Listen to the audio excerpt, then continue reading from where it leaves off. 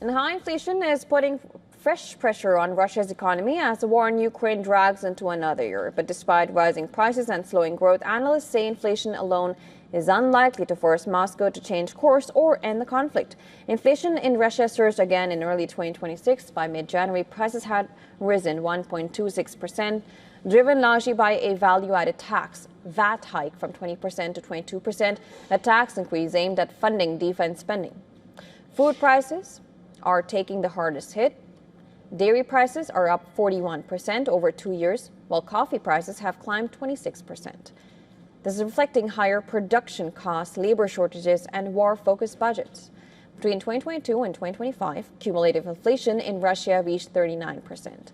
That is lower than Ukraine's 61%, but still a major squeeze on household budgets.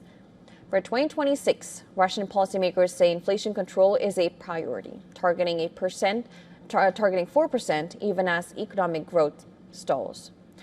The war economy is driving what analysts call military Keynesianism, heavy state spending on defense to keep growth afloat. But that comes at a cost. Civilian industries lag, budget deficits widen, and everyday services from groceries to housing become more expensive. Despite sanctions, Russia continues to earn revenue through alternative trade routes and energy exports, helping the economy avoid collapse.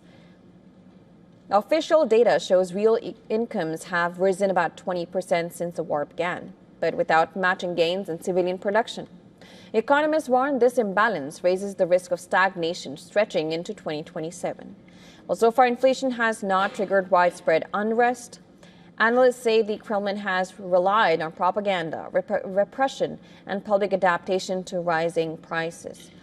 President Vladimir Putin has prioritized anti-inflation tools over spending cuts or peace concessions, even as talks continue on the diplomatic front. So inflation is clearly restraining Russia's economy and hitting ordinary households, but the experts say that the Kremlin's resilience and its alternative revenue streams mean economic pressure alone is unlikely to end the war anytime soon.